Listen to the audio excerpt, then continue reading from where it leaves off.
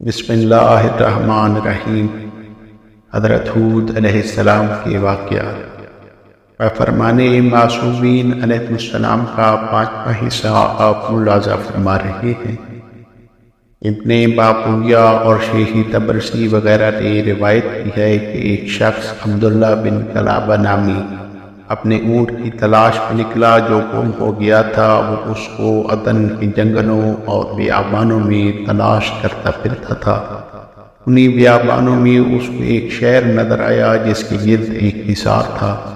چاروں طرف بہت سی قصر اور بے شمار علم بلند تھے، اور قریب پہنچا سمجھا کہ اس میں آبادی ہوگی، وہاں وہ اپنے اونٹ کے بارے میں معلوم کرے گا، لیکن کسی کو اس شہر میں داخل ہوتے ہوئے نہ دیکھا۔ تو شہر سے باہر آیا اور اپنے ناقہ سے اتر کر اس کو ایک طرف باندھ دیا، اور اپنی تلوار نیام سے نکال کر شہر کے دروازے سے داخل ہوا۔ اس کو 2 بڑے دروازے اور نظر آئے جن سے بڑے اور اونچے دنیا میں کسی نے نہ دیکھے ہوں گے۔ ان دروازوں کی لکڑیاں نہایت خوشبودار اور یاقوت زرد سرخ سے مرصع تھی، جن کی روشنی سے تمام مکانات روشن تھے۔ یہ دیکھ کر وہ نہایت متعجب ہوا۔ پھر اس نے ایک دروازہ کھولا اور اندر داخل ہوا۔ اس میں ایک شہر دیکھا جو بے مثال و بے نظیر تھا۔ اس میں ایسے قصر نظر آئے جن کی ستون زبرجد اور یاقوت سرخ سے بنائے گئے تھے۔ ہر قصر کے اوپر کھڑکیاں تھیں، اور ہر کھڑکی کے اوپر ایک دوسری کھڑکی تھی۔ وہ سب سونے، چاندی اور مروارید یاقوت زبرجد سے بنی ہوئی تھی۔ ان قصروں کے دروازے شہر کے دروازوں کی مانند تھے، جن کی لکڑیاں نہایت خوشبودار اور یاقوت سے مرصع تھی۔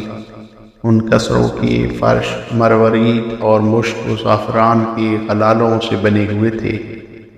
نے ان عمارتوں کو جب دیکھا، کسی کو وہاں نہ پایا تو خوف زدہ ہوا، اور قصروں کو چاروں طرف کیاریاں تھیں جن میں درخت لگے ہوئے تھے، ان میں پھل لٹک رہے تھے، ان کے نیچے نہریں جاری تھیں۔ اس نے گمان کیا کہ شاید وہی بہشت ہے جس کا اللہ تعالیٰ نے نیکوں کے لیے وعدہ کیا ہے۔ اللہ تعالیٰ کا شکر ہے کہ میں دنیا ہی میں اس نے مجھے بہشت میں داخل کیا۔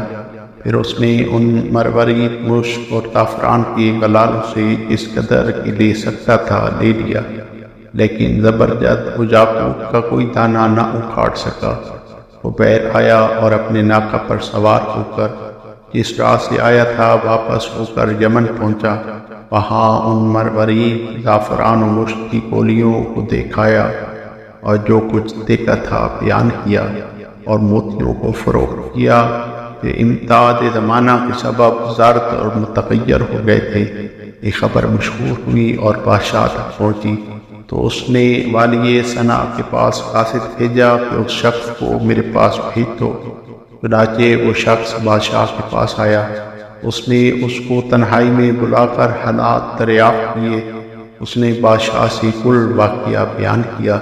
بادشاہ نے کابل بار کو بلا کر پوچھا، تو نے سنا یہ کتابوں میں دیکھا کہ دنیا میں کوئی ایک ایسا شہر ہے جو سونے اور چاندیوں سے بنایا گیا ہے؟ اس کے ستونوں اور کھمبے یاقوت اور زبرجد کے ہیں، اور اس کی قصر کی کھڑکیاں اور فرش مروارید کی ہیں۔ ان کی کیاریوں میں درختوں کے نیچے نہریں جاری ہیں۔ کعب نے کہا کہ ہاں، اس شہر کو عاد کے بیٹے شداد نے تعمیر کیا تھا۔ وہی ارم ذات العماد ہے جس کا ذکر اللہ تعالیٰ نے قرآن مجید میں فرمایا ہے، اور اس کی تاریخ میں فرمایا ہے، یعنی شہروں میں اس کا مثل نہیں خلق ہوا ہے۔ بادشاہ نے کہا کہ اس کا حال مجھ سے بیان کر۔ اس نے کہا کہ قوم عاد کے علاوہ ایک شخص عاد اولیٰ تھا جس کے 2 بیٹے تھے، ایک کا نام شدید دوسرے کا شداد تھا۔ جب عاد مر گیا تو اس کے دونوں بیٹے بادشاہ ہوئے اور شدت کے ساتھ غلبہ حاصل کیا، یہاں تک کہ اہل مشرق و مغرب سب نے اس کی اطاعت کی۔ شدید پہلے مر گیا، اور شداد لا نزاع تمام دنیا کا بادشاہ ہوا۔ وہ کتابوں کے پڑھنے میں نہایت حریص تھا۔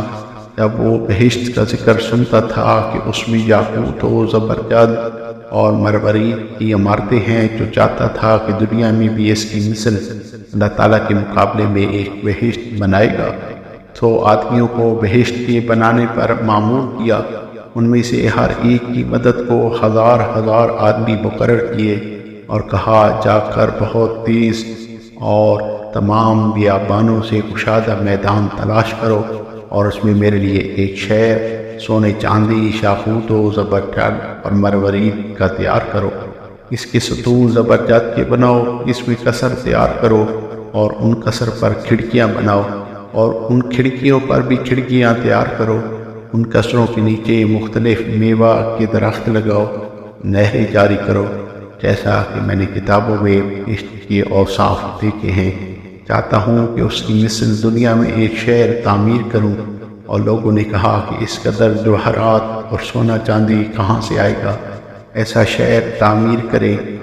شاداد نے کہا، شاید تم لوگ نہیں جانتے، دنیا کے تمام ممالک میرے قبضہ میں ہیں۔ ان لوگوں نے کہا کہ ہاں جانتے ہیں۔ اس نے کہا کہ سونے چاندی اور جواہرات کے کانوں پر ایک ایک گروہ کو موکل کرو، تاکہ جس قدر تم کو ضرورت ہو وہ لوگ جمع کریں۔ علاوہ ازیں اور لوگوں کے پاس جس قدر سونا چاندی ہو حاصل کرو۔ چنانچہ اس درس کے لیے بادشاہان مغرب اور مشرق کو فرمان لکھے گئے اور لوگ 10 سال تک جواہرات جمع کرتے رہے۔ پھر 300 سال کی مدت میں وہ شہر تیار کیا گیا۔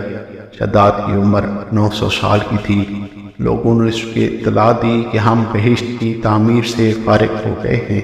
اس نے کہا کہ اس کے گرد ایک حصار تیار کرو اور اس حصار کے چاروں طرف 1000 قصر بناؤ اور ہر قصر کے پاس 1000 1000 علم نصب کرو، کیونکہ ہر قصر میں میرا ایک وزیر ساکن ہوگا۔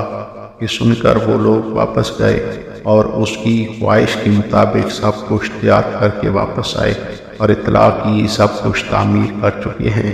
تب اس نے حکم دیا کہ لوگ ارم ذات العماد چلنے کی تیاری کریں، تو لوگ 10 سال تک سامان سفر تیار کرتے رہے۔ پھر شداد نے اپنے لشکر اور رعایا کے ساتھ روانہ ہوا۔ جب اس ارم کے قریب پہنچا اور ایک شب کی مسافت باقی رہ گئی تھی، تو اللہ تعالیٰ نے اس پر اور اس کے ساتھیوں پر آسمان سے ایک آواز بھیجی۔ اس کو سن کر سب کے سب ہلاک ہو گئے۔ نہ وہ خود ارم میں داخل ہو سکا، نہ اس کے ساتھیوں میں سے کوئی جا سکا۔ اے بادشاہ، تیرے زمانے میں مسلمانوں سے ایک شخص سرخ بالوں والا کوہتا قد، اس کی آبرو اور گردن خالی ہوں گی، اپنا اونٹ تلاش کرتا ہوا اس بہشت میں داخل ہوگا۔ وہ شخص بادشاہ کے پاس موجود تھا۔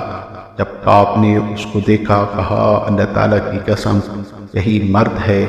پھر آخر زمانہ میں دین حق کے پیرو اس بہشت میں داخل ہوں گے۔ ابن بابویہ روایت کرتے ہیں کہ ہم نے کتاب معمرین میں دیکھا ہے، جس میں ہشام بن سعد سے منقول ہے کہ وہ کہتا ہے کہ میں نے سکندریہ میں ایک پتھر دیکھا جس میں لکھا تھا کہ میں شداد بن ہاتھ ہوں، جس نے ارم ذات العماد تعمیر کیا، جس کی مانند کوئی شہر مخلوق نہیں ہوا، اور بہت سے لشکر تیار کیے اور اپنے قوت بازو سے میدانوں کو ہموار کیا اور کسرہائے ارم تیار کرائے، جس وقت کی پیری اور موت نہ تھی، اور پتھر نرمی میں پھول کی مانند تھے، اور میں نے بہت سا خزانہ باری منزل تک دریا میں ڈال دیا، جس کو کوئی نہ نکال سکے گا، لیکن حضرت محمد صلی اللہ علیہ وآلہ وسلم کی امت اس کو بے لائی گئی۔